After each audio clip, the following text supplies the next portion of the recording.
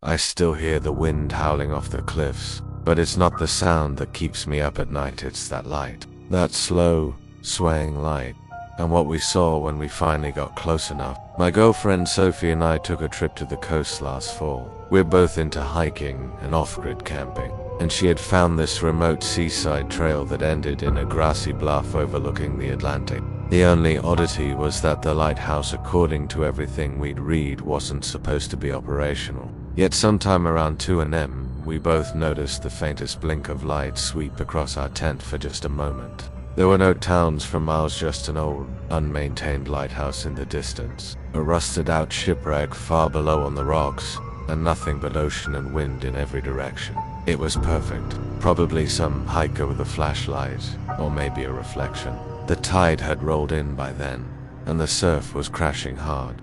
We stared, half convinced it was a trick of the moonlight, until the light paused. Then it began to move again, only this time it didn't follow a clear path. It drifted parallel to the cliff.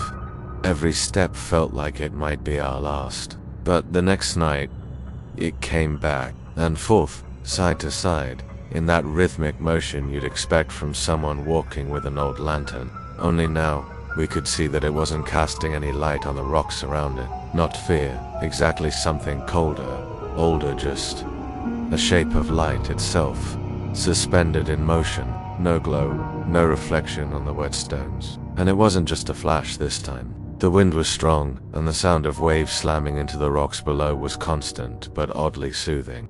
The crashing waves, the rustling grass, even the distant gulls gone. The first night was uneventful. It didn't feel right. That place was totally inaccessible at night, but curiosity got the better of us. Sophie turned sharply toward the noise, and that's when we both saw it. We didn't think much of it. At around 11 p.m, we were sitting outside the tent, bundled in jackets, watching the stars when Sophie leaned forward suddenly. "Do you see that?" she whispered. Out past the edge of the cliff, maybe 50 feet down near the waterline. A dim yellow light was bobbing slowly back. No one had been inside it for months. The captain had refused to abandon ship, claiming he had seen a light on shore and was steering toward it, thinking it was a rescue crew from the lighthouse. But there was no trail down to the rocks. In fact, the terrain was considered dangerous, wet, jagged, and steep. The way the light didn't cast a glow, and that thing moving just out of sight behind it. And then both of us clawing our way back up the cliff, slipping, scrambling, gasping. We grabbed what we could from the tent, left everything else, and bolted down the trail until we reached the car 2 miles away. It wasn't visible directly, more like the way heat warps the air, or how you sense someone behind you before you see them. What would we even say? "I think someone's down there," Sophie said. "We should check." I hesitated. We grabbed headlamps and made our way toward the cliff's edge, where there was a crude, narrow path leading down. It was slippery, and the wind was relentless. Halfway down, we paused.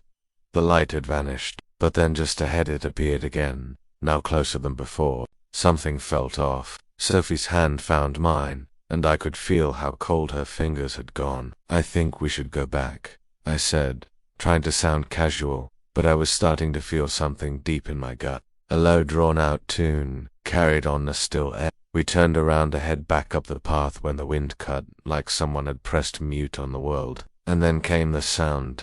At first I thought it was someone humming. There wasn't anyone holding the lantern. It hung in mid-air, just hovering, a foot or two off the ground, slowly turning in place. I just remember Sophie screaming, like a shape pushing through reality itself, just something tall, impossibly thin, and jerking with every lurch forward. And behind it, in the darkness, something moved. Not walked, not stepped.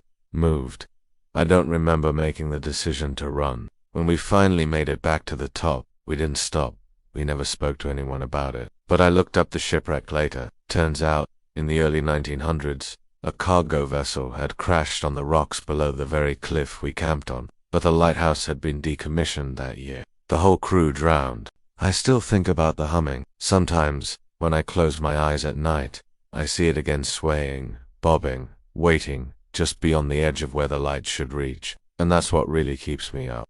That if we'd followed it just a little further, maybe we wouldn't have come back at all.